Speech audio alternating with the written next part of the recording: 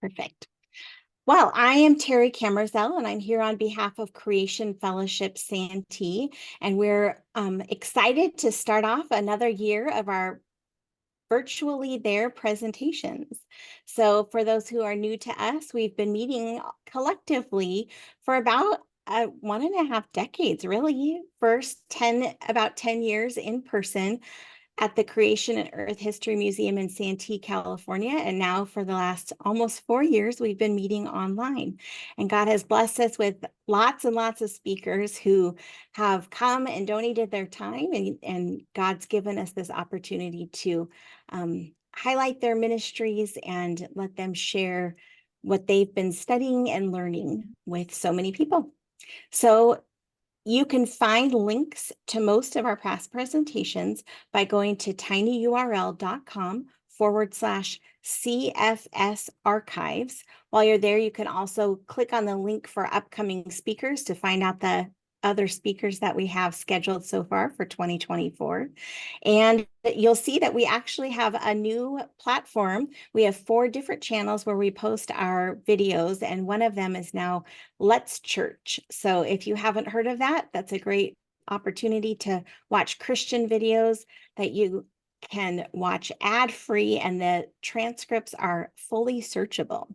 So you can also email us at creationfellowshipsantee@gmail.com so you can get on our email list so you won't miss any of our upcoming speakers. Tonight, we're thrilled to have with us Dr. Aaron Judkins. Aaron is known as the Maverick Archaeologist and has authored several books, including his most recent, Guardians of Gobekli. I hope I pronounced that correct. He was also one of the explorers featured in the 2015 documentary Finding Noah. Aaron is credited with mapping the longest contiguous dinosaur trackway in the Western Hemisphere near Glen Rose, Texas. And he has discovered a new dinosaur trail in the Paluxy River named the Judkins Trail. So he's here with us tonight to speak about the Dinosaur Trackways. Hi, thanks for having me on. It's an honor and privilege to be a guest speaker for 2024. So give me just a second. I'll share my screen and we'll get started.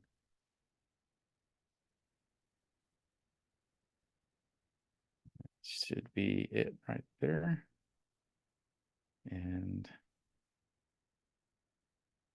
let me just go. I think if you hit the go, yeah, there you go. All right. Yeah. That's so good. we'll just Thank start you. off with the little fun cartoon here. Doesn't mean a thing, but this is going to drive them crazy 1,000 years from now.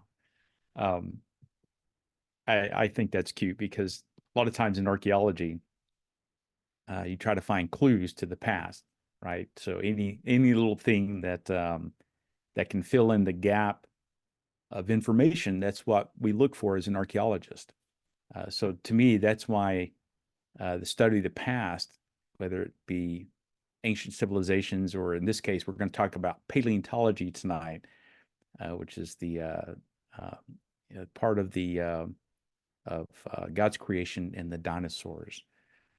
And so this is a clue to the past, which is basically kind of fills in some information of what happened during the time of the great deluge, what Genesis records as Noah's flood. So we're going to zoom in to the great state of Texas, and right here in Glen Rose. Now, this is where I live. I'll just give you a little background. This is my home for about 30 years now. And I came to Glen Rose, and I volunteered when I first moved here at the Creation Evidence Museum. And it was founded and directed by Dr. Carl Baugh, who's still the director there today. And so because of my love for history and archaeology and all things ancient, I said, hey, where's the broom? I just, give me something to do. I'll do whatever. And so I just began to volunteer my time, just simply because I loved museums. but I had never heard of anything called Creation Evidence Museum.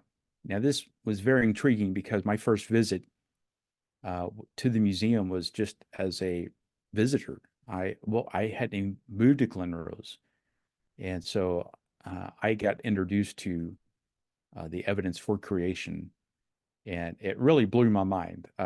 We were talking earlier, Nate and I was discussing right before we went on tonight about that, and for me, even though I was a Christian and I had been a Christian most of my life, I got saved when I was young, was raised in church all my life, but I could never reconcile uh, creation, the creation account in Genesis, with what I was being taught in school, and that was through an evolutionary, process of what I call pond scum to Einstein, right? So it's this long periods of time that basically tells a story of we came from nothing, we have no hope, we have no future, and we can just do whatever, and then we die and go back to the worms. That's basically the story of evolution. It has uh, zero hope in that story, and and you're the master basically of your own destiny. There's nothing that you have to be accountable to. This all came out of nothing, um, and so uh, for me, being raised a Christian, I could never reconcile this contrasting view of life origins. So this was the first time I got really introduced to the evidence for creation, because it surpassed what I believed in. I believed in the Genesis account. I believed in the Bible. I believed that Jesus died for me on the cross, and I believed the salvation message. But for the first time, I got evidence for for my faith, and it just blew my mind. And so this all came out of this little museum in Glen Rose, Texas, called the Creation Evidence Museum, and it's right next to Dinosaur Valley State Park. Now, uh, about 2 summers ago, you probably heard on the news, it went national and international, of the dinosaur tracks that was discovered in Glen Rose. This is part of the work that I've also been involved in over the years. And so we're going to talk about that tonight, specifically these dinosaur tracks and the record of the paleontology of these trace fossil footprints that got left behind. So we're going to zoom in to Dinosaur Valley State Park, um, and I'm going to show you some of this evidence and how it impacted me and the implications for our faith and what it means. This is right near Dinosaur World here. You can see these great herd of sauropods as they're walking through um, the park here. This is actually not part of the park. It's next to the park, but it's a wonderful display of these dinosaurs. They're life size, and the young kids can kind of walk through this area, and it gives them a great sense of scale of what these dinosaurs perhaps look like. So it's fun. We have I think since 1997, Glen Rose has been recognized as the dinosaur capital of Texas. So we have a lot of interesting history here in Glen Rose. The picture that you see now is part of Roland T. Byrd, who worked for, he was a paleontologist, and he worked for Barnum Brown. And uh, Roland T. Byrd was really the first person to really recognize what these footprints were in Glen Rose. Now, going back to probably 1901, there was a flash flood, or maybe it was 1903. I can't remember now, but it was in the early 1900s. There was a flash flood, and Glen Rose is located in the second smallest county in the state of Texas. And back in the 30s, this was one of the poorest counties in Texas. And so this is, of course, during the Great Depression, and there was just farming and ranching, but mainly ranching, but people were really struggling. And back in the early 1900s, this flash flood came up on the Paluxy River. And now we're going to talk about some of these limestone layers, but it's a limestone bottom. And so it peeled up some of these layers. Well, these tracks appeared, and these local farmers didn't really know what it was. And so they thought they were giant turkey tracks. And so it's Roland T. Byrd who basically came in the 30s, in the late 30s, I think 1938 or so. And but it was one of the local math teachers here in Glenrose. There was a childhood resident that went to school. His name was Charlie Moss, and Charlie Moss was credited with finding one of the first dinosaur tracks here in the county. And he went to his, he basically he skipped school is what happened. He skipped school, went down the river to play, and he found these tracks. Well, when he went back to school, he told his math teacher, and his math teacher recognized these tracks as probably dinosaur. Now, nobody knew what a dinosaur really was back in these days, except for the paleontologist. And so Roland T. Byrd was in New Mexico and got wind of this. And so he basically detoured over to Glenrose and realized this was some of the best tracks that he had ever seen. And so basically he came and they began to clean the bottom of the river. Now you can see these tracks here. These are big sauropod tracks. Now I'm going to tell you what a sauropod is in the next slides, but you can see these trackways that they're beginning to cut out. Now this is before Dinosaur Valley State Park was a state park. It didn't become a state park till like 1968 or 1969, somewhere in there. So they're just cutting out these slabs, and so this is what they were doing. So they basically because of this work. Now this is a picture from the 40s. This really put Glenrose on the map, and I remember interviewing when I first came, and I got interested in the excavations and actually doing firsthand excavations here along the banks of the Paluxy. Some of these old timers were still alive that lived here locally. The McFalls, Novella Wilson, some others that I actually interviewed and got to know. And Mrs. Wilson, now they're all passed away now, but she told me she actually photographed some of the first sauropod tracks that you're seeing here. And she knew Roland T. Byrd. And I said, well, did you go down there? And she said, it wasn't proper for a lady to watch the men work. So we got to go down there and bring them lunch. And then we would go back at the end of the day, and then we'd bring them water at lunch and things, but we'd go back at the end of the day. So, so she took some of these photos. But this actually made the cover of National Geographic back in May 1954. And you see at the bottom there, it says, "We captured a live brontosaur," by Roland T. Byrd. Now, a brontosaur was actually an incorrect term that they now discovered is wrong. A brontosaur never actually existed. It's probably an apatosaur, but for those who may be familiar with the term brontosaur, this is an old terminology they used to use. It's because they put the wrong head on the wrong body of the dinosaur, and they realized it wasn't correct. And so now we know that that's different. So the terminology brontosaur is not actually in use now. What happened to those tracks that Roland T. Byrd took out? These tracks are now, at least this particular trackway, is now on display at the American Natural History Museum in New York. And this is the photo that's in the History Museum in New York now. So you can see this big sauropod walking through, big long neck, long tail, big round feet. And next to it, you'll see these theropod three-toed tracks that are right next to it. These are some of the best preserved dinosaur tracks in the world, and they're right here in Glenrose. Now, the geology here in Glenrose is quite fascinating. We're only not even 1,000 feet above sea level here. We have multiple layers of these limestone layers here. Now, this is kind of a softer limestone right in here. You can see some of these have fossils in them. They're soft clay limestone, and they get to a little bit of a harder limestone layer underneath. but there's billions of clams. One thing that Glen Rose is known for is the billions of clams that are embedded here in the fossil layers. And these clams are anywhere from the size of your fingernail to as big as your hand or even bigger.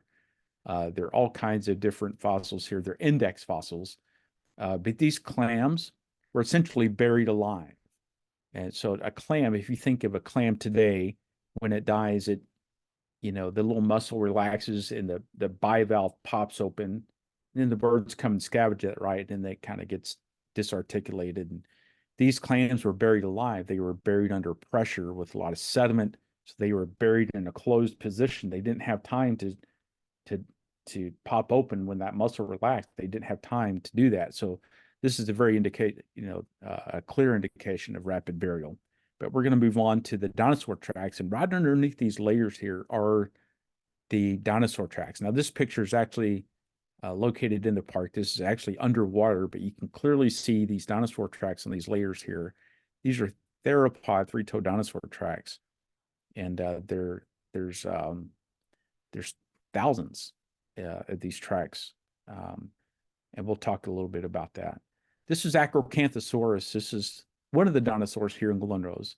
It means high spine lizard. It looks like a T-Rex almost, but it's quite not. You see this high kind of frill, dermal frill going down its back. This is the high spine lizard that the name indicates. It's a theropod, which means three toes. And but very similar to a T-Rex. This is what is walking around here in these layers in Glen Rose. This is another picture, an artist rendition of probably what we think an Acrocanthosaurus would have looked like as it was alive. Pretty interesting. If you ever get over to the Fort Worth Museum in Fort Worth, Texas, they have a big model out in front. It's pretty neat. It's rarer than a T-Rex, actually. These are I think only 3 specimens of these have ever been found. And I think 2 of them have been in Oklahoma. One was actually here in Glen Rose in the late 80s. We've got part of the remains that are still in field jackets, but only, I think, 2 complete skeletons have ever been found. So they're rarer than a T-Rex, actually. And they're quite interesting creatures here. The other big sauropod that I was telling you about was this creature. Now, this has been renamed here. Initially, they named it Ploxysaurus jonesi.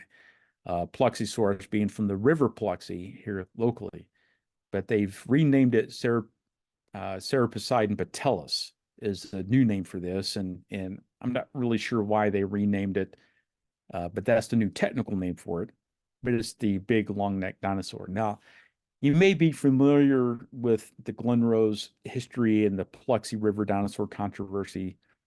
This is basically a book that came out many years ago by Dr. Clifford Wilson about the dinosaurs and human fossil footprints here found in Glen Rose. We're not going to talk about that tonight, but there is a lot of history here on the banks of the Ploxy River. It's been I think one of the front lines of the battle of creation and evolution, certainly with these dinosaur tracks. This is Joe Taylor and I think back in 1999, and we were excavating the bottom of the river here. This is a 60-foot long mold of the Taylor Trail that we had molded in that year. And so that's a look at Joe and I. As some of you know, Joe Taylor passed away this past spring, in 2023. And he was the director of the Mount Blanco Fossil Museum. So that's Joe and I there. And of course, Joe and I here in Montana, as we're excavating a dinosaur triceratops called Big John. And so that's, I think that's back in 2006 there at the site. So I've been involved in this type of research for many years. This is me on the river actually taking some field notes that we're going to look at tonight. Back in 2000, we had a severe drought here locally. It was, I think, 84 consecutive days without rain here in 2000. And I can't remember how many days we broke over triple digits on the temperature scale, on the heat index as well. We were matching temperatures, I think, from Tucson, Arizona that year, like around 115 or so, and that was just a brutal summer. But because the river is got a limestone bottom, all the water, it basically evaporated out of the river. And so we had seen this particular trail here. Now you're looking at the middle of the river here, just outside of the state park. And we knew about this site because it intersects the back of the Taylor Trail. Now, the Taylor Trail, I just mentioned earlier that it basically intersects with this trail, but we didn't know about this trail. We knew of it from a man back in the 70s who researched this area. His name was Mike Turnage. And so we knew about some of his field notes. He counted some of these tracks, but he was wading in water that was about waist high in the 1970s. No one had ever seen it exposed like this up until the year 2000. And so I took the initiative to try to catalog every one of these, at least the main trail here that you see. And so this was approaching early October of the year 2000. And so one of the things I really wanted to do was to map these trails. I knew this was a long trail, but I didn't really know how long it was. This is another close look. Now, this is actually taken on actual film back when I was actually had a film camera. And you can see how deep these tracks are. This is the same trail that we were just looking at. This is a theropod Acrocanthosaurus that's walking right up the center of the river. And this particular dinosaur is walking upriver. And so you can see these tracks here, and it almost looks like a moonscape a little bit, but it's a very unique trail. And so I began to do a lot of research on this over the remaining time because we had rain forecasted, and I was trying to get this trail mapped so we didn't lose the information. This is an intersecting trail, what is now called the Turnage Trail. And this is an intersecting trail that basically cuts diagonally across. This trail is basically coming towards you as you look at the photo. This particular trail, we'll see it on the map later, but we'll talk about that here in a minute. But there's all kinds of intersecting trails in this area. This is some of the close-up of the tracks. Now, this is the very end of the photo you just saw. This is the very last two tracks, and you can see the claw marks still on both of these tracks. The claw recordings are just beautiful on this. And we're gonna see here in a minute why this is important, but absolutely these tracks are world renowned. They're one of a kind, and they just started to emerge very clearly in that drought of 2000. So these are from that time frame. Here you can see some of the tracks are not depressed like the ones that we just saw. It means that they were sunk down in the mud. These are actually raised. So I can show you the highlight here of those tracks. They're in a raised position. And you might ask, how are they raised? How come they're not sunk down in the mud? Well, they appear raised because the surrounding matrix around the tracks actually have eroded away. It's softer material for some reason. The tracks were probably compressed harder with mud. And so over some time, that area eroded around the tracks and it appeared to make it raised. So that's what you're seeing there. This is the, I call it the National Geographic shot. This didn't make National Geographic, but this is the National Geographic shot that we got when we cleaned this trail right towards the end. And you can see we had a guy down there with a red arrow. That is at 136 tracks. Now, this is back in the year 2000. 136 tracks from the very first track you see in the foreground, which is interesting how we got this photo, because we just took a single rung ladder and we tied ropes to it, and we had people on both sides holding this ladder while someone climbed up to the top and got this shot. This is before drones and the things that we have now. So we were trying to get the best aerial view that we could. And you can see we took the guy back further at the end of the trackway before it went around the corner. This still goes around the corner, but you can see at the end of that corner right there where this guy's standing, that how far, it just gives you a perspective on how far back this thing goes. And so this is right up the river. And if you see in the foreground, right near the bottom, you can see these empirical water ripple marks. These are fossilized ripple marks that are embedded into the limestone. And this is actually this is basically a water that has rippled over the surface of the limestone before it set into as a rock. It was all clay. Well, it wasn't clay. It was all limestone mud.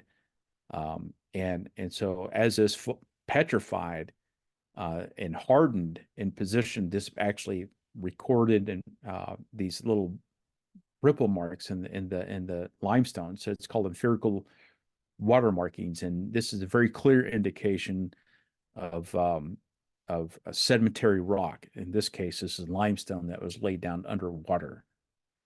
Now we're looking at these tracks because these tracks gives us indications of these different creatures. Now, not all these creatures are in Glen Rose here. They're the theropods, the sauropods, but this is an example of behavior of these animals as they walk in the substrates, how they left their footprints, and those footprints it gives us information, right? And so you can see how these footprints are left behind, and we can study these trace fossil footprints. It's a branch of science called ichnology. It's from the Greek ignos, it means trace or trace fossil footprints. And so they're an important indicator of understanding the sedimentary rock and the phases of accumulation, the deposits formed into rock called lithification, overburden forces. They're known as geostatic. And so we have a lot of information that we can get just from looking at geology, the study of the rocks, and this branch of science called ichnology, which is the study of trace fossil footprints. We have similar megatrack sites in Colorado and New Mexico that's very similar to the megazone carbonate deposits here in Glen Rose. Now, there's one deposit or one trackway in Colorado that's actually longer, but it doesn't qualify as the longest contiguous because it's broken up into 3 different sections. So it's not contiguous.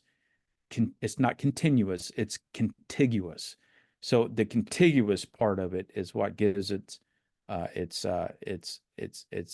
basically the record for being the longest trackway that's unbroken. So now this particular trail in Glen Rose has an erosion after about 136 tracks.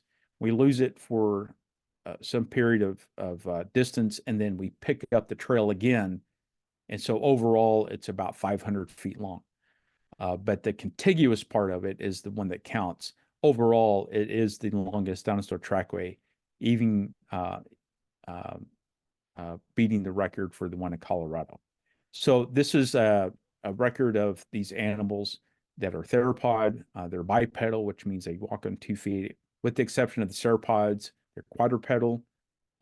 This means sauropod means reptile foot. And so, and then we have a third different type of dinosaur that's called ornithopod. Now, you're not going to see the pictures in here. They are a theropod track, but they're just a little bit different. They have a little bit more of a rounded heel. where this Acrocanthosaurus has more kind of a pointed heel towards the back. So these are the three main sets of dinosaurs that we have. Now in 2011, we had another drought, which exposed the river again, which makes it great for track research. You just go down there and walk the river for miles, and you're walking in stuff like this, just the bottom of the river. And so it makes it great for this type of research.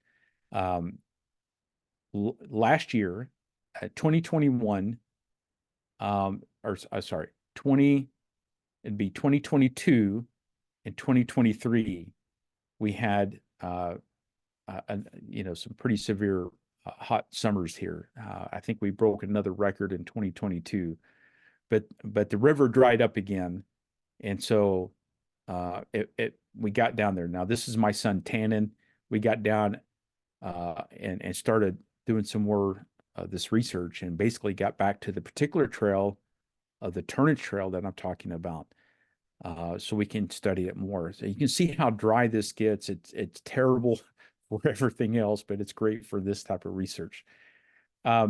This is actually at one of the sites in the state park, but you can see these dinosaur tracks. This is really some well-preserved tracks here on this particular site. You can see the claw markings. You can see how deep they are, but right in the center of this picture is some kind of a drag mark. Now, it's not a dinosaur tail drag mark. It's probably a branch or something, but you can see it kind of drug right across here. It left a trench. That's right into the rock. It's very interesting. Here along the limestone layers here, you can see these trails and how they proceed. Now, these tracks were, I think in the summer of 2022, these tracks went viral again, mainly because some of the newer employees at the state park wasn't aware that this particular trackway was here on the side of the river. Now, back in 2011, I don't think the state park owned this much on the bank side to the right of this photo. They didn't really own any of that property. It wasn't state park property. It was private property. And so this property was then donated to the state park. And so they acquired more property, which extended upriver. And so back in last year and the year before in the summer, they saw these tracks. And so to them, it was new. So they announced it and went viral. I mean, international news, and I was getting calls like crazy. But it's fabulous because we had hundreds of people coming into Glen Rose. They had to shut down the park. You couldn't get into the park. It was awesome. But I'll tell you a little bit more about that. I'm going to show you just a little video here.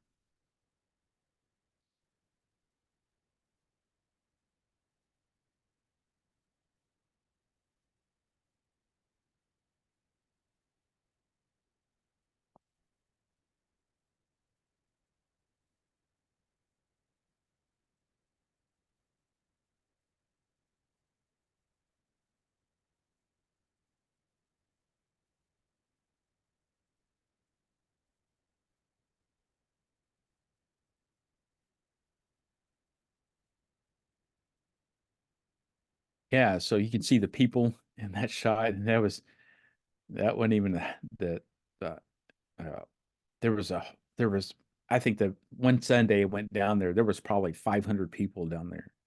I got to talk to a lot of people, and it was great. But you can see a lot of these photos here of these tracks. This is my boot next to one. It has a little bit of water, but you can just, we kind of put some water back in it and just kind of cleaned it up. But you can see the coloration just pop out of the rock and really contrast it with the tracks here. It's quite interesting. Here's a different one that's all in the same layer, but you can see how different they are in a lot of cases, how deep they are. This is Acrocanthosaurus here as it's walking. Okay, here is these big sauropod tracks. You can see it in the foreground here, and then it's going into the bank. You can see a right, left, and a right, and another left at the very end of the photo. This is actually a baby sauropod. This is one of the most unique footprint sites that I think we've ever discovered because of this drought. We knew about the large adults. This is the first time we've seen an actual juvenile sauropod tracks in the same layer. It's remarkable. These dinosaur tracks. There's another one right there, and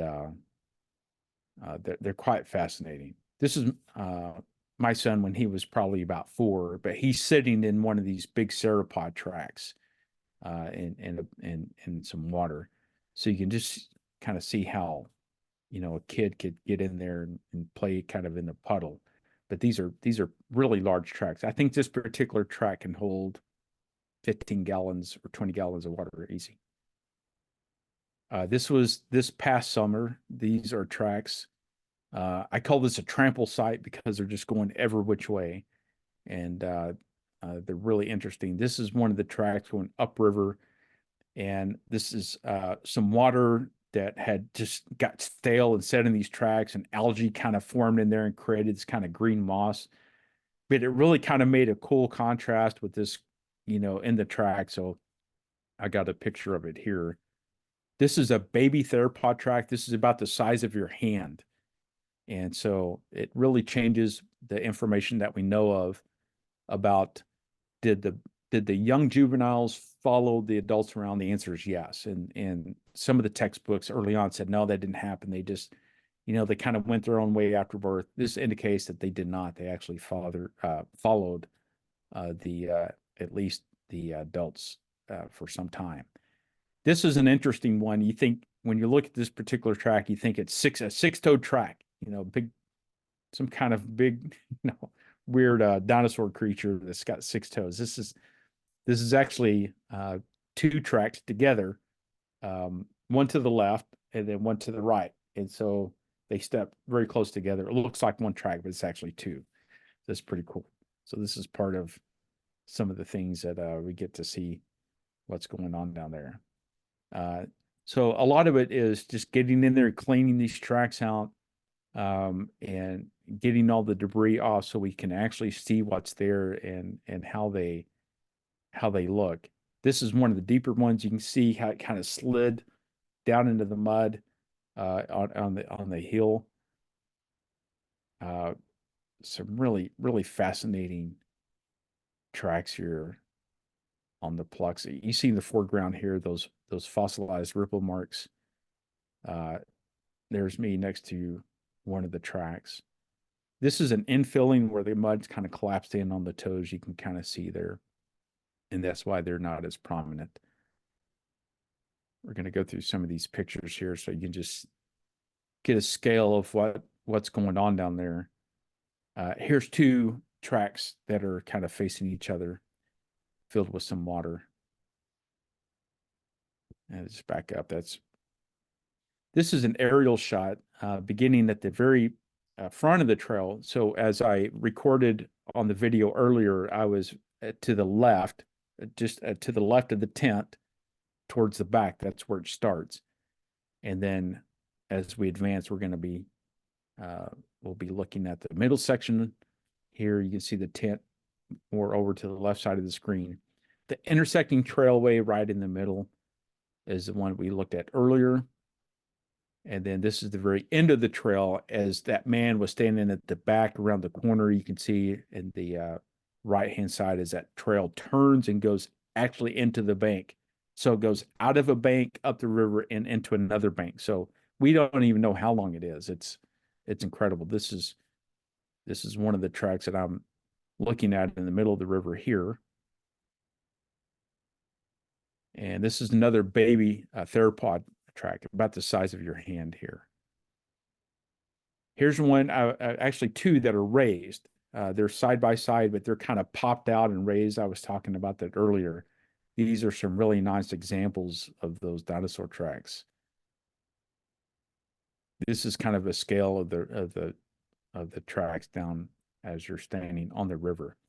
Now, we talked about agnology, and what that means. It's a study of trace fossil footprints, and we can learn some information about this. It can give us an indication on behavior, how big these animals were.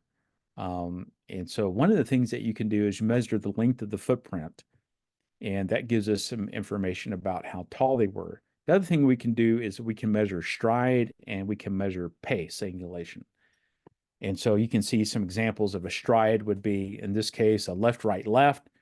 And then you take the distance between those three tracks, that is the stride. And then the pace angulation is the degree of angle in between that stride. And there's a lot of math in there to calculate that formula. And I'll show you some of the math that I did on this. So you can see a little bit closer here, the stride length. SL is for stride length. TL is for track length. And so this is some of the science that we do. One of the things that we can do is we can measure the footprint length to see how possibly how tall this dinosaur was. So in this particular case, a conservative estimate is you take the length of the footprint, multiply it times 4, and then that can give you the footprint length. So the other thing you can do is you take the animal length. So you multiply that times 10 for the footprint length, multiply it times 10 to get how long the animal was. So these are just estimates. So here's some examples of some of the tracks here that's been recorded in other sites, and how they would look. And so we have a big sauropod on the left. We have some theropods over on the right, but this gives us an indication of how long they were and how tall they were. So we get the footprint length, we multiply it times 4. That gives us an estimated height at the hip. So that only gives you the height of the hip. So then you got to multiply that times 2 to get up to the head. You divide it by 12 to get it into feet, and that gives you an estimated height. So this is some of the math that I did on the turnage on that long dinosaur trail that made the big news a couple of years, summers ago and last summer. So this is some of the math involved here. So what you're seeing here is the stride length and the pace angulation that I calculated out, and then at the very bottom is a speed calculation that you do to plug in all the numbers. So you plug in all these numbers, and so this particular trail was calculated at 3.4 miles per hour, which is pretty much a meandering gait. It's just a simple walking gait. But I forgot how how lengthy that math was. It took me a little bit to get back and figure it out. This is my original notes from October 2000 of what the notes look like when you're recording these tracks. So this is all gridded to scale. Everyone had a length, a depth, orientation, all the information got recorded, pace angulation, stride, etc. So this all got recorded back in the year 2000. These are some of the original notes here that you see.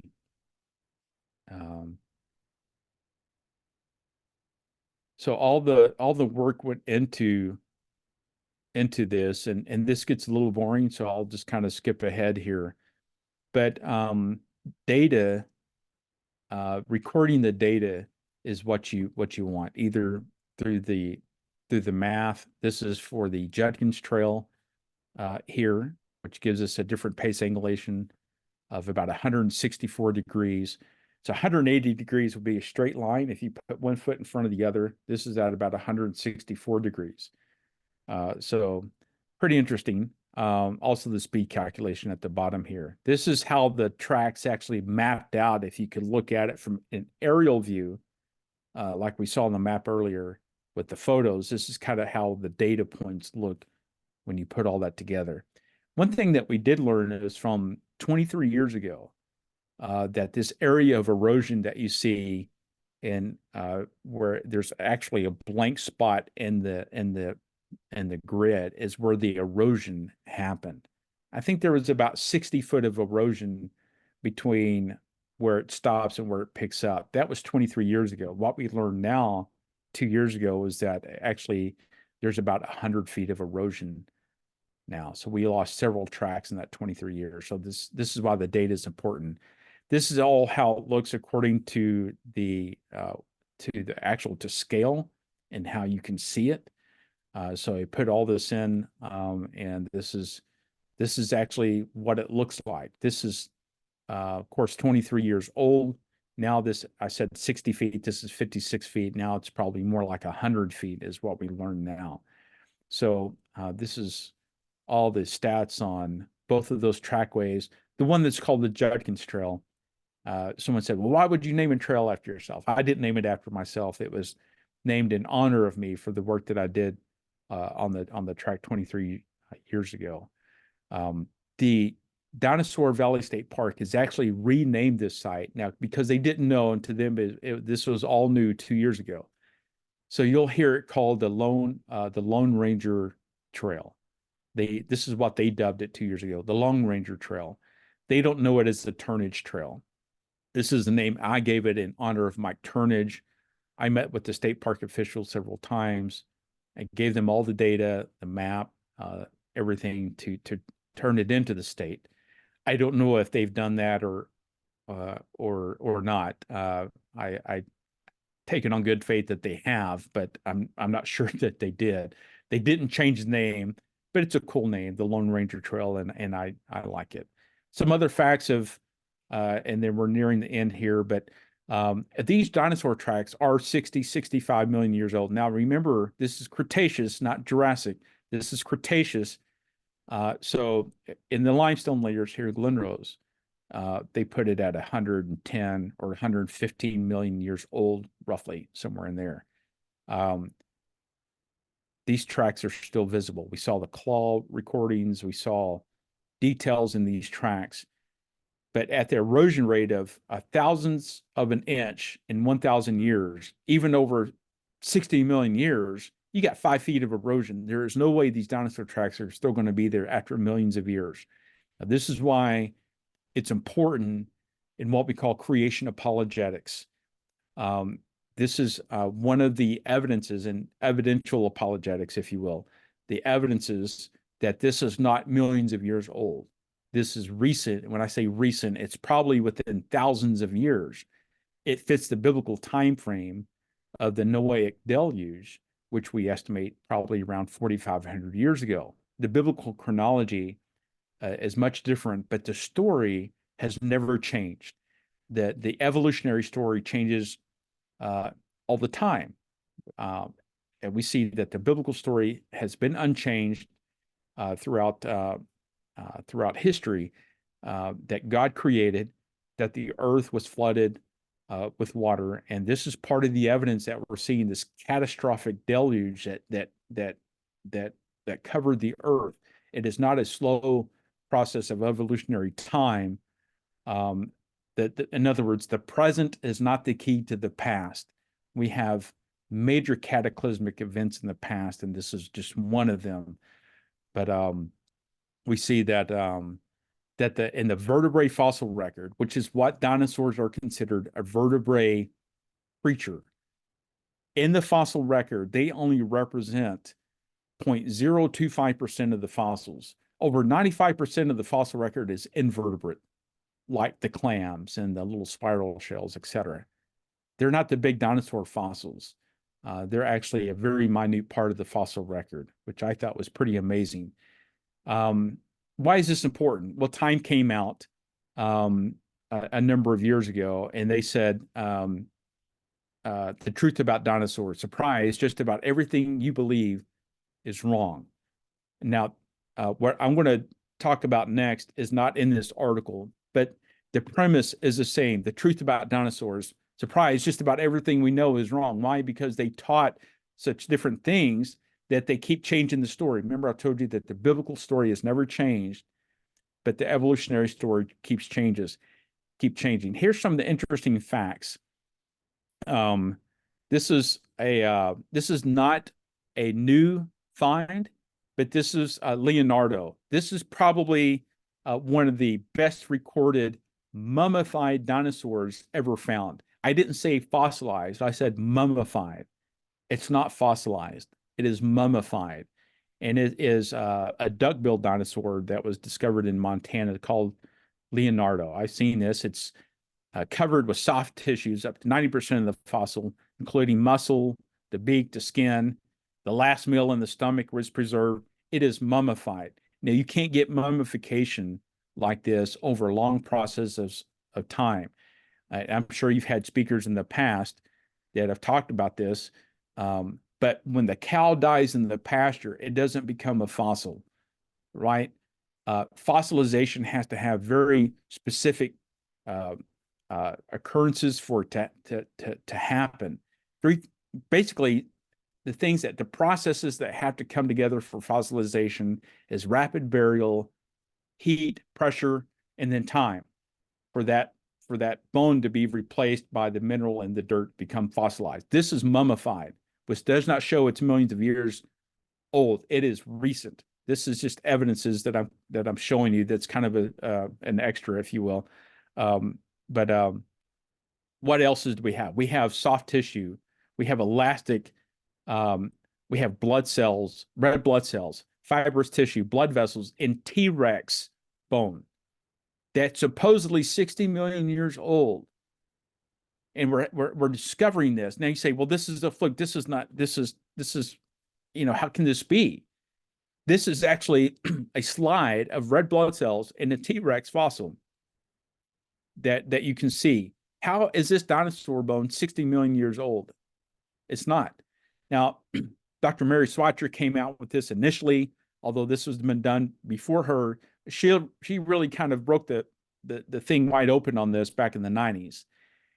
And she took a really big hit for this. She's a secular evolutionist paleontologist. Now, I think she claims to be a Christian, although I think she's probably a long age older Christian creationist. However, she has basically came out and said back in the 90s, this is what I'm finding. This is what science is about. It is good science. What is science? You take it's repeatable, it's testable, it's observable, but more importantly, it's falsifiable. And so she did the science on this. She tried to falsify this data by repeating these experiments objectively. She could not falsify the data. And so she came out and she almost lost her career. I mean, this is she basically they after a couple of years they forced her to recant. So now she's not even in it. But there are others who are, and I can tell you that we've been involved at the Creation Evidence Museum here in Glen Rose on the cutting edge research of this dinosaur soft tissue research that's ongoing. This is some of the slides that she basically produced by. This is from March 2005. You can look any of this stuff up. It's there. Now I'm going to show you some art. I'll give you some sites here. But this is amazing because these are actually in the science now that's being done, and it shouldn't be there. This is bone marrow cavity from T-Rex again, flexible, pliable tissue that is not fossilized. So decay should have set in a long time ago. There's no way these are 65 million years old. This is very problematic for evolutionists in the field of paleontology. If you don't believe it, here's publication dates. So going back to the early 90s, all the way through. This is old data. There's new data that I'm going to show you now. I'm just going to give you a resource for it so you can look it up. Dinosaur soft tissue research by Mark Armitage at dstri.org.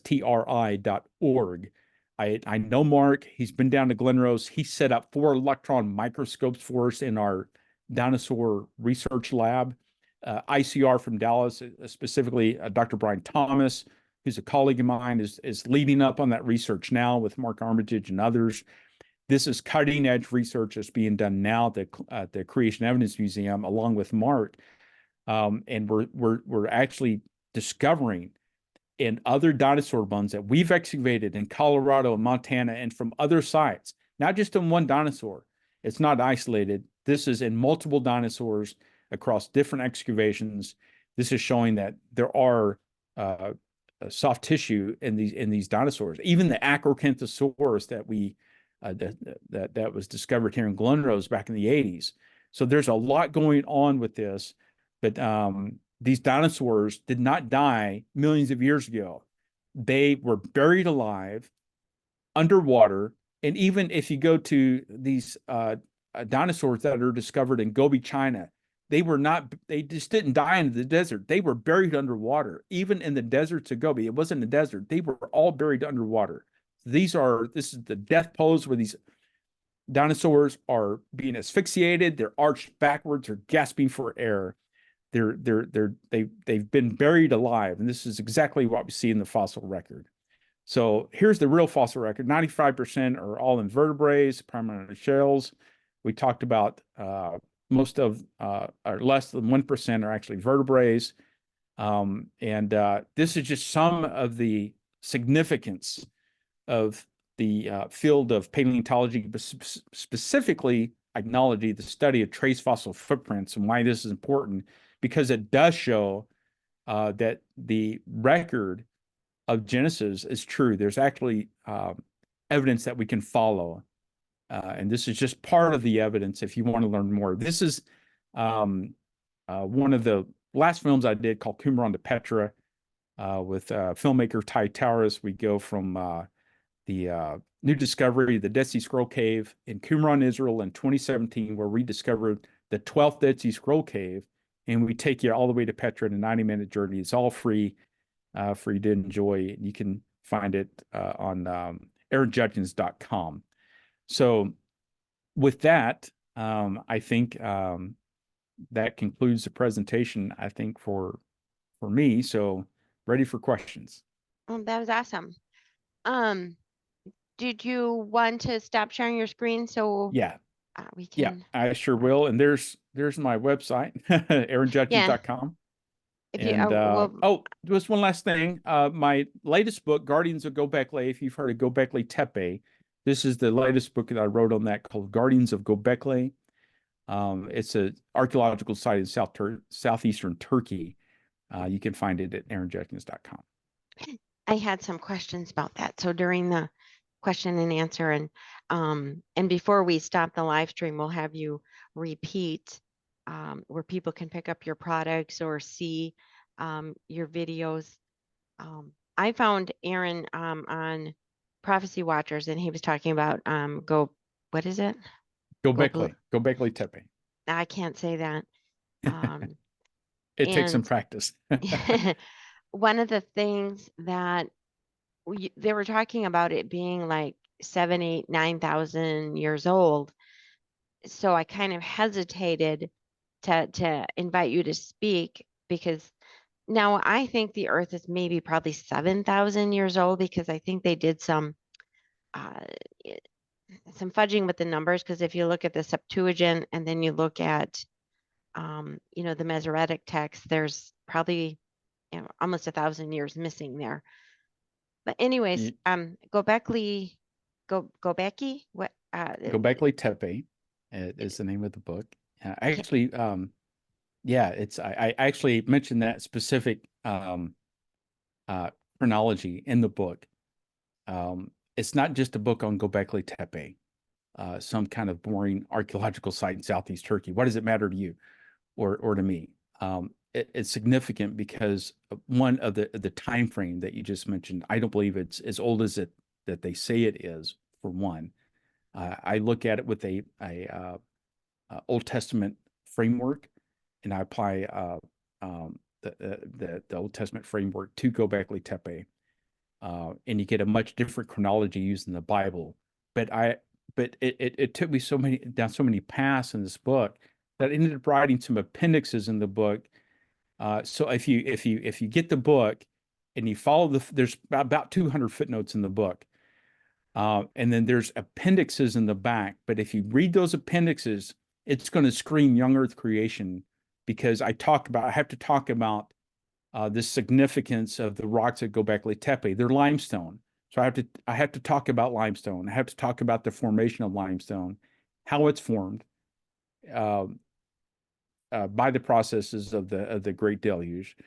I talk about the chronology. I give a new chronology using both the Masoretic text and the Septuagint for Göbekli Tepe. I talk about carbon dioxide. I talk about carbon dating. So you're going to get a whole education about the processes of geology and some of the examples, not all the examples, but some of the examples that we talked about the evidences for creation.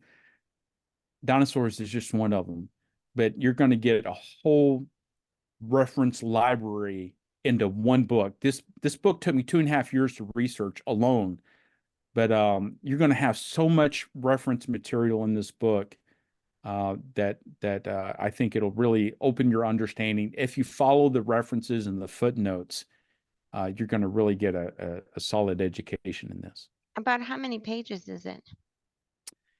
The book is just over 200 pages. Oh, okay. It's All right. So it's not like thousands of pages. No.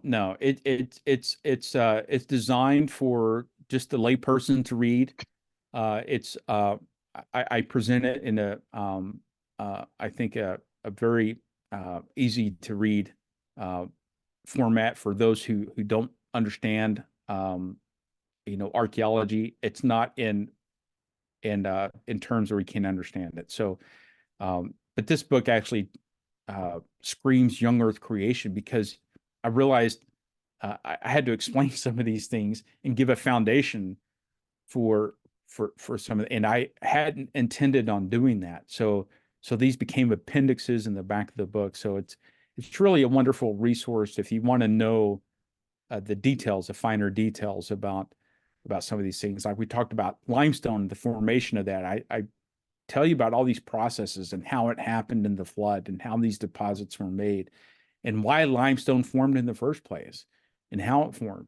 And so it's really interesting when you understand it, that it didn't happen over millions of years. It's a very sudden event that happened, and how that lines up with what secular geologists have used the term the Younger Dryas. You probably heard of this terminology before if you studied any of this, but the Younger Dryas event coincides with the biblical record. And so this differences that you talk about in the chronologies is pretty interesting, because once you understand those differences, then suddenly it dawns on you that there's plenty of room in the Septuagint for the Ice Age, whereas in the Masoretic chronology, you don't have the room for it. So they're both sides, in what we call textual criticism. There's arguments for both. There's arguments against both. They're not, there's problems with both text, right? But I come at it from the viewpoint of you bring all the text in together, and you see what, kind of a wider view, a wide angle view of what's happening.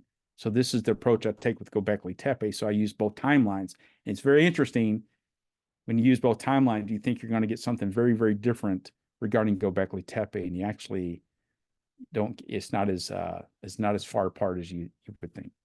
Well, that sounds really good. I'm going to turn this over to you, Terry, for questions. Yes. So first question, we've got a bunch of questions. So Okay. first question, what dinosaur is rarer than the T-Rex? Acrocanthosaurus. There's only 3 known skeletons of that. That's the one we talked about tonight. That's a rare dinosaur. It exists. We know it does. We got the fossils, or the footprints. Why it's not found, I think it's probably deeper down in the layers. It's probably 20, 30, 40 foot down underneath the limestone layers. We just happened to find one up towards the surface, and then 2 in Oklahoma. But I think they're down deeper, is why we don't see them. So Acrocanthosaurus would be the one that I would say, at least here, would be the one of the rarer. Of course, T-Rex is not in this area, but it's actually rarer than a T-Rex. So early on, one of the tracks that you showed us had claws. Which one? Yes. Which dinosaur made the one with the claws? That would be the Acrocanthosaurus. It's a theropod, three-toed dinosaur. Now they all had claws. Now these tracks, some of them recorded the claw markings, some of them don't. You can take the same dinosaur in the same trail, and back here it records claw marks. Up here it doesn't. Why? It's because the substrate was probably a little softer in some areas and harder in other areas. Maybe some of the substrate had a little bit more water, and we don't know, but some recorded, some didn't. But the ones that did, they have very fine details recording those claw markings. Sometimes we get the pad markings. Like if you pick up your dog's foot and you look at you see the claws, but you see the pad on the feet, right? The same thing. They've got pads, and so sometimes these pad markings record. Not so much here in Glen Rose because they tend to be either deep or really shallow, but in other parts of the country they've recorded these these pad markings on the bottom of their feet. So that's fine detail that shouldn't be there if they're millions of years old. This is all problems for a long evolutionary millions of years time frame. It just can't happen with the erosion rates. Those dinosaur tracks should never still be there. They should all be gone. Right. The one that's in Colorado, Nate wants to know, is that the one that's near La Junta? I don't know if I'm pronouncing that correct. With a Nate, J. probably. I don't recall where it's near. It's documented by Martin Lockley in his research books. As a matter of fact, I corresponded with Dr. Lockley 23 years ago when I didn't discover the trail. I just I mapped the trail. Mike Turnage was the first one that we know of that actually kind of recorded it back in the 70s.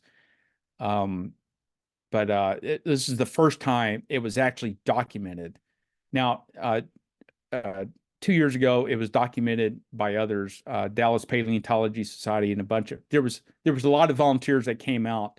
Of course, I went back down there, but you have others down there that I shared my research with those guys actually, and so we can I took out my old notes and we compared the new data and so so I was willing to do that. It needs to be done, but for some reason I can't remember the name of where those tracks are located in Colorado, but Dr. Martin Lockley has got those documented. But when I corresponded with him about these tracks in Glen Rose, I wanted to verify, are these the longest contiguous tracks that you know of? And he told me yes.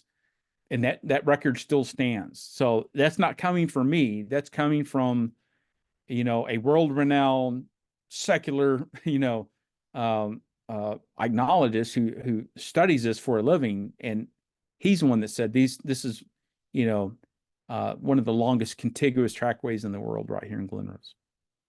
So the one in Colorado, though, that's broken up, what is Yeah. it that broke it up? Is it due to erosion, or I think it's did the erosion. Yeah. dinosaur I think start it's erosion or swimming? something. Yeah. I think it's erosion that broke it up. It's divided in 3 sections, so it doesn't count. Although overall, if you just take the overall length of it, it's like 1,000 feet. So it's twice as long as the one here in Glen Rose. The one here in Glen Rose is just over 500 feet. But it doesn't qualify because it's broken up into 3 sections. So the contiguous part here is what qualifies the Turnage Trackway, or AKA the Lone Ranger Trail, as the longest dinosaur trackway. So certainly it holds the record, and it's some of the best preserved dinosaur tracks in the world right here. Okay. And then I think at some point you were talking about some drag marks. And so Yeah. why is it that they don't think that the drag marks are tail marks? Well, this is part of an old school ideology that they used to drag their tails when they walked. We know that's probably not true, just because of the anatomy that we know of now. It's more than likely that they didn't drag their tails. It could happen, but I think the current research is showing that that's not likely that happened. This is probably some kind of an object like a tree or a branch that got washed in and created that one particular drag mark you saw in the picture. Do a lot of the trackways demonstrate, like, does it show like a speed, like the dinosaurs were advancing at a high speed, like maybe they were running from the flood or something? Yeah, this one, the one I showed you, if you go to aaronjudkins.com, you can pull up all those notes that it may be difficult to see on the slide. You can actually pull all those notes up on my website at aaronjudkins.com. You can see all that for yourself. You can see some extra video there. You can kind of take a better look at it, if you will. But Well, no, this particular trackway is not. It's kind of it's just a meandering gate. However, back I think in the late 90s, I think Discovery Channel came down here and they filmed an episode. I think it's called Dinosaur Attack, and it's a theory, but there was and I think it's from the notes of Roland T. Byrd, but there was a theropod that looked like it was kind of advancing up on one of the big sauropods, and it did increase in gait, and then the strides got longer, and then the track stopped. And so the theory is that thing leaped onto the back of one of these big sauropods. That was in a, I don't know that they've ever proved that, but it's certainly an interesting theory, and the tracks kind of show that. So if you can maybe find that on YouTube, I think it's called Dinosaur Attack. I think was the name of that episode by Discovery Channel. But yeah, very interesting for sure. Yeah, that's the only one I know of. Oh, Terry, just a second. That was my question, because your math showed that they were walking at about 3.4 miles per hour. Yeah. But yeah, we have a lot of creation speakers, and several of them talked about the dinosaurs as running away from the flood. So that's why I was asking that question. But at 3.4 miles per hour, they're definitely not running. Well, and what here's the thing is that the flood just didn't they just didn't get, it wasn't just one thing, and it was a series of events that happened during the flood. So it wasn't just one big thing that happened where they're running. It's like, okay, we kind of envisioned this thing of there's a flood and we're running from it like anything would naturally do. But these came in waves. So there's several different mega sequences, if you will. I actually, this is one of the appendixes in the back of the book of Guardians of Göbekli. I talk about the mega sequences, how there were 6 mega sequences as a result of the flood that came in layers, if you will. And so in Glen Rose, we have about 7 of these limestone layers. They go from the bottom to the top, but you have the same dinosaurs walking in the upper layers than you do the lower layers. Now, if these layers formed of like 1 inch over a million years, this isn't possible. These are the same dinosaurs walking through all these layers. So they're not millions of years apart, they're hours apart. Professor Emmy Clark, who passed away a number of years ago, he was a fluid hydrologist, but he calculated that probably these layers came in at about 12 hours apart. So you have a layer of clay, or you have a layer of limestone where the dinosaurs were walking. Then you have a layer of clay about 3-4 inches thick, a layer of what we call hardpan, which is about 6 to 8 inches. And then another layer of limestone about 12 inches thick that comes in over that. And then you get another layer. And so these dinosaurs are walking in these layers. But remember, they're big terrestrial creatures. They're some of the last creatures to actually go. So they're still walking around in this stuff. So they're not in some cases, they're not running. They're just walking through this mud. It is a foreign substance to them. It is not the normal ground that they walk in. So if you can think of these tidal mud flats just coming in, these limey mud flats, and they're walking around in it, and then, just within a matter of hours, because it is calcium carbonate and because it is lime, this hardens within a matter of hours. It is very similar to pouring concrete in your driveway today, and you take the kids out and you put your hands in there and you write your names and here's the year, and then in a matter of hours, in 12 hours, it's all there, right? This is exactly what we see in the flood record. What's happened in these dinosaur tracks is that they fossilized, they cured very quickly because it's a chemical reaction of the calcium carbonate and the lime that's chemically reacting, it's heating up, and it's solidifying this limey mud into rock. And so now that hardens, then you have a layer of clay that preserves it, layer of hard pan. Then you have another layer. These dinosaurs, as these layers are building up, are still walking in this material, and eventually they get overrun and get wiped out. Now, there's some that are probably, as a matter of fact, I've read some research just recently that they're finding dinosaur tracks that they think are a swimming gate, which means that they're in water, and their feet, they're not bearing weight on the ground. Their feet are barely touching the bottom of the ground, and they're recording their track, but it's not a full weight bearing track. So, there's theories that they were swimming, because, they're on the edge of a seashore. Anywhere I go, you hear a ranger or somebody, Yeah. Yeah, I've explaining, heard that this story. is the edge of the seashore. This is the same song and dance that they always talk about, because they cannot explain using a model of a catastrophic flood. So they'll say the edge of a seashore, or they died near the creek, and then fossilization doesn't work that way. And so when you understand fossilization and sedimentation and how this suddenly occurs, then it makes sense. So this is the mechanisms that the flood created, and then we're seeing the devastating effects of that. Thank you. So most of these tracks must have been laid down during the buildup phase of the flood, but were there any that would have been during the receding phase? More than likely not, because by the time they're receding phase, you get most of these animals are already wiped out. They're dead. They're buried, or some of them get buried. Most of them, probably float up to the top. Some of them do get buried, and that's why we see, but only less than 1% are vertebrae is in the record, right? Less than 1% of the vertebrate fossils represents a fossil record. Most of them are invertebrates.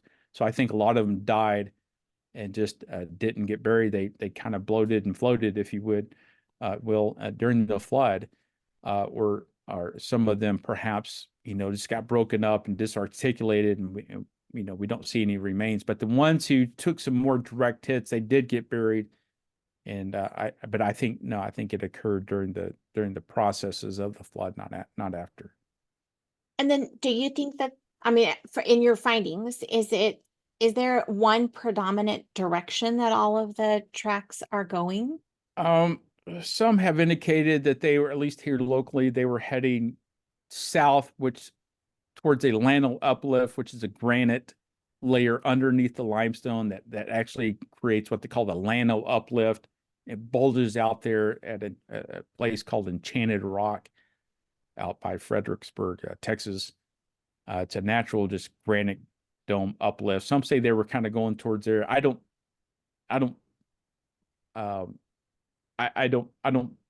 lean towards that theory. Because these tracks are going different directions.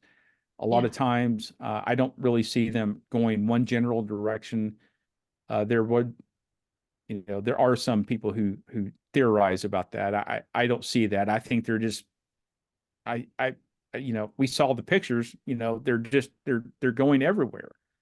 Now, this one particular dinosaur was going, just kind of walking, on one single file, trail by himself, it looked like. But there's hundreds of dinosaur tracks intersecting this particular dinosaur. Some I didn't even show you on the upper layers have passed each other. They're like walking across each other. They're passing each other. So there's a lot of activity that's happening there. But I don't think that would have been natural. I think they would have been more spread out. before the flood. I think, there was just this catastrophe that was happening, and perhaps, they were, in a frenzy trying to figure it out. Scrambling. But So maybe there was one direction that they didn't go toward. yeah, yeah, I But they don't. were going everywhere else besides Yeah, that. certainly the indications are they were just traveling, wherever they could. I think they were trying to Yeah. find high ground. Maybe they were, but maybe they were trying to find a way to get out of that mud.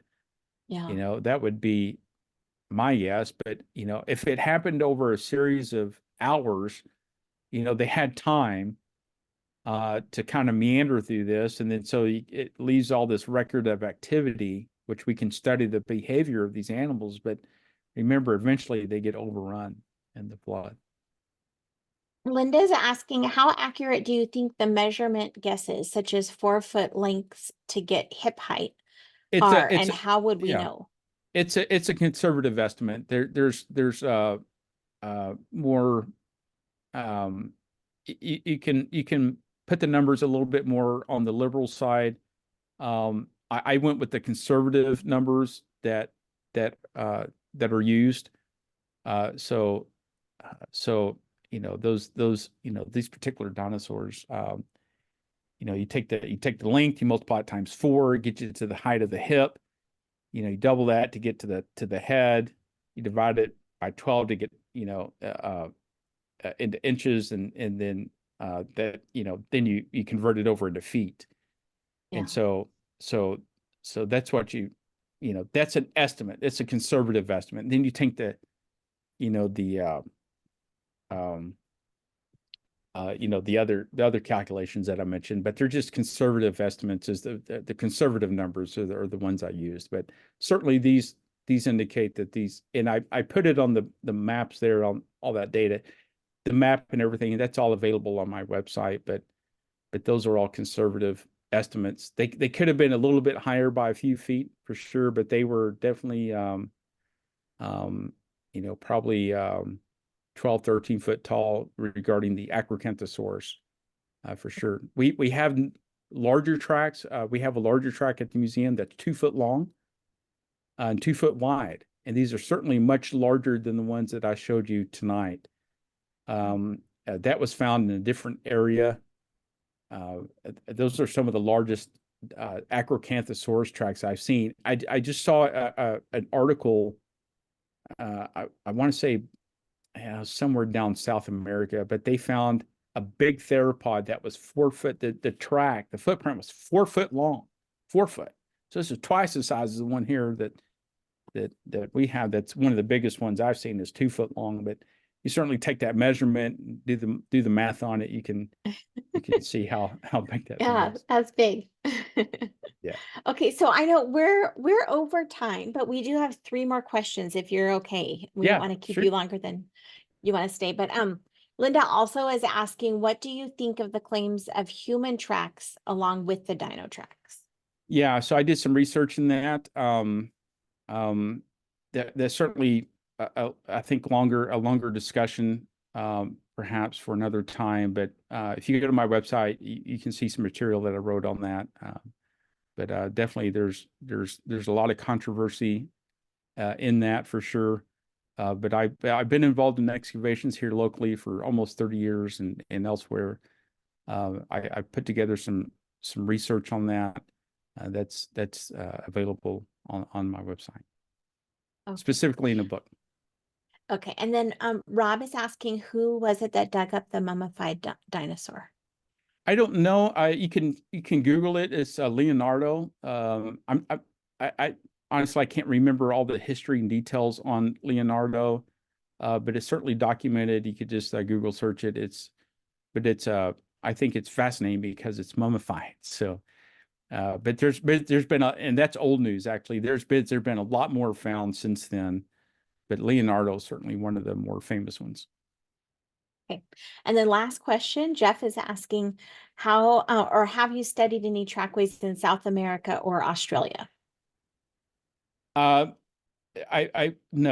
I've wanted to go. I was down in South America back in 2014 with L.A. Marzulli, doing some research on some other things. And I actually went into Bolivia, but I didn't get a chance to go study the tracks. There's some tracks on a big wall that's uplifted, and on the side of this big wall, there's some tracks. But it's interesting that geology, we know dinosaurs didn't walk on the side of canyon walls. This geology was flat at one time, and then they got uplifted. So there are dinosaur tracks in Bosnia that I know of. There's big giant whales in the deserts of Peru that they found, in the deserts of Peru. So there's a lot going on down in South America. But I've never studied the tracks there, but certainly that track I just talked about, the 4-foot long track was very interesting. I think that's a newer find. Okay, well, I think we've reached the end of our questions. So before we sign off of the live stream and recording, if you could remind everybody one more time how they can find you and support your ministry or buy your books. Yeah, it's just Aaron Judkins, AaronJudkins.com. So it's AaronJudkins, AaronJudkins.com. And all my research is all linked there. You can follow me on social media, and my Rumble channel, all the books and everything we talked about. It's all linked up at the website there. Perfect. Okay, and once again, we are Creation Fellowship Santee, and you could visit tinyurl.com/CF Santee, C like creation, F like fellowship, Santee is spelled SANTEE, to find links to or to find a list of our upcoming speakers, and also a link to our archives page where you can find videos on our 4 channels, including Let's Church. And with that, we're going to go ahead and sign off.